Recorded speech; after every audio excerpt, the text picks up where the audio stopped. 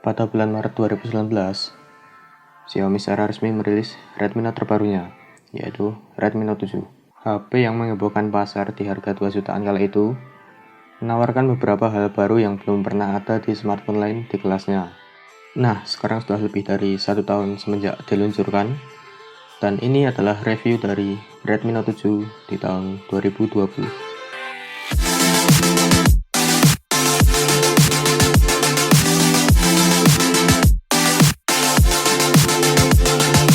Redmi Note 7, HP yang fenomenal di masanya, sampai susah ditemukan di pasaran. Meneruskan estafet smartphone goib dari seri Redmi sebelumnya, ini sudah berumur lebih dari 1 tahun. Redmi Note 7 mempunyai tagline Sang Gatot Kaca. Hal ini dikarenakan karena desainnya menggunakan kaca Gorilla Glass 5 di bagian depan dan belakangnya. Di bagian depan terdapat dot drop notch dengan kamera 13 megapiksel, sensor proximity, sensor cahaya. Sedangkan di bagian bawah terdapat dagu yang lebar dengan LED notifikasi. Beralih ke bagian belakang terdapat dual kamera, LED flash, tulisan 48 megapiksel kamera, sensor fingerprint, dan juga logo Redmi. Namun, penggunaan Gorilla Glass 5 bukan berarti HP ini itu akan 100% terbebas dari goresan. Karena setelah lebih dari 1 tahun pemakaian, ada beberapa titik lecet dan juga satu garis yang cukup panjang dan bisa dilihat dengan jelas.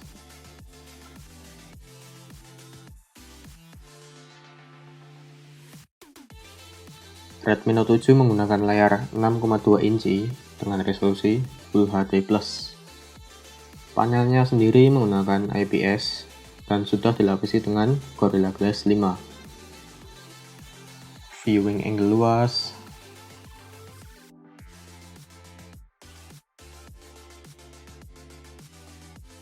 kerapatan layar oke, warna akurat.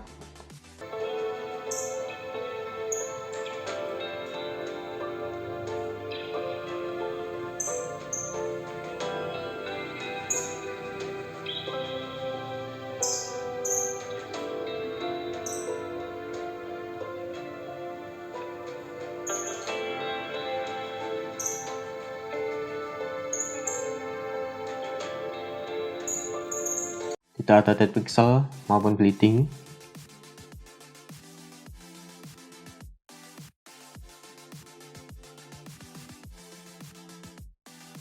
Dan yang paling penting adalah tidak adanya touch delay. Sekarang kita bahas performanya.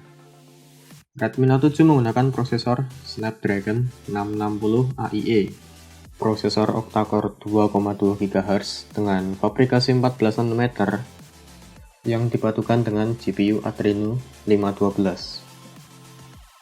Redmi Note 7 yang saya gunakan menggunakan RAM 4GB dan ROM 64GB. Sedangkan untuk performa buka tutup aplikasinya masih ya lumayan lah.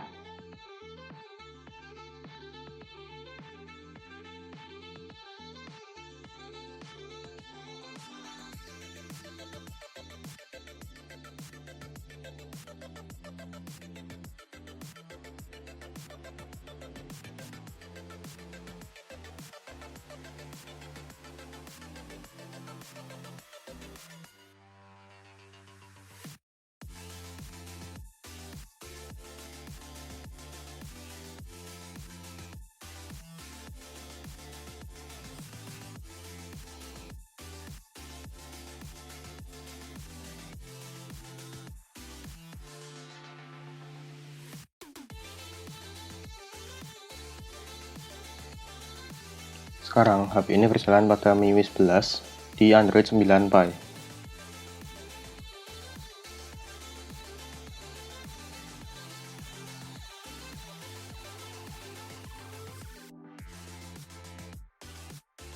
Untuk tes Mobile Legends masih terasa lancar dan tidak ada masalah yang berarti lah. Paling cuman suhu.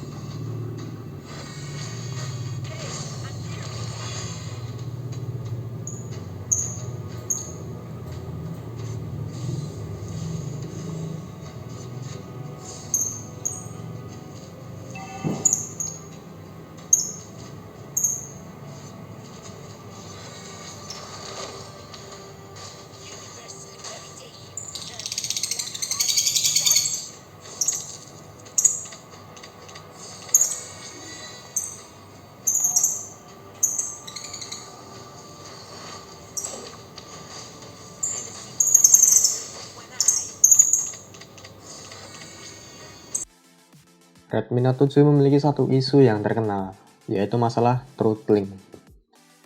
Jadi saat HP ini itu panas, prosesor akan otomatis menurunkan performanya.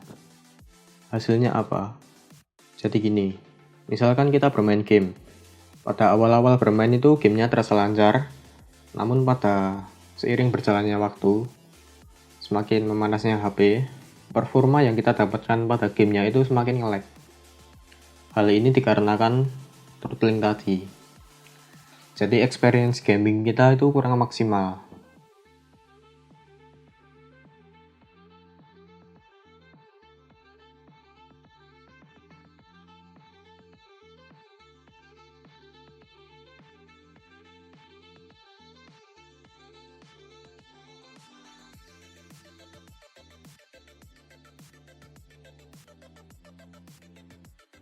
Nah, hal itu juga yang menyebabkan saya pensi bermain PUBG.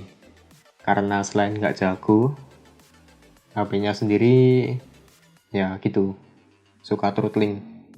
Beralih ke sektor kamera. Redmi Note 7 memiliki kamera belakang sebesar 48 megapiksel dengan sensor dari Samsung dan dibantu dengan depth sensor sebesar 5 megapiksel. Untuk hasilnya sendiri bisa dibilang bagus, lebih bagus daripada HP 1 jutaan, bahkan masih bisa bersaing dengan ya HP 2 jutaan seperti Redmi Note 8 atau Redmi Note 9. Dynamic range luas, warna natural, detail oke, dan hasil low lag yang bagus.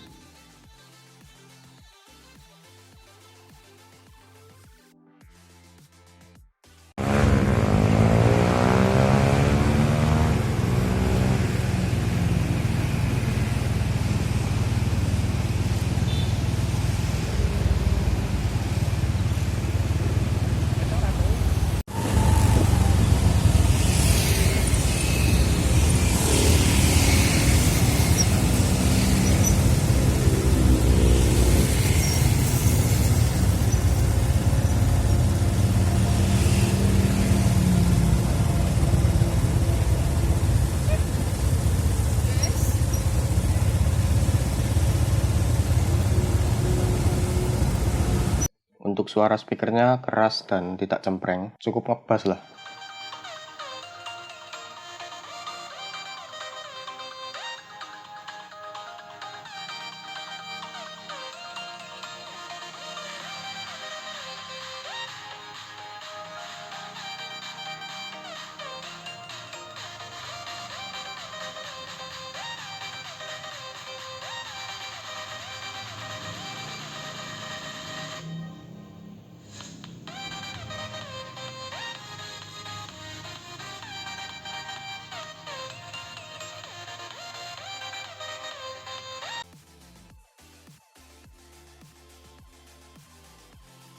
Redmi Note 7 menggunakan baterai sebesar 4000 mAh dan sudah disupport dengan Quick Charge 3.0 sebesar 18 Watt.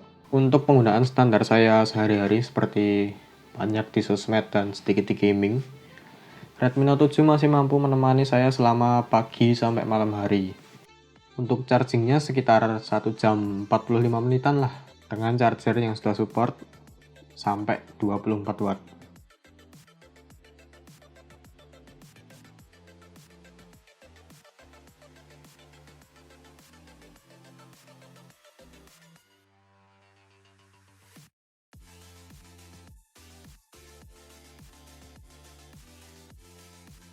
Oke, jadi itu adalah review dari Redmi Note 7 di tahun 2020. Setelah saya gunakan lebih dari 1 tahun. Mungkin dari teman-teman ada yang memiliki kritik saran, ya pasti ada. Tolong ditulis di kolom komentar. Oh iya, subscribe dan nyalakan lonceng notifikasi. Oke, sekian dan terima kasih.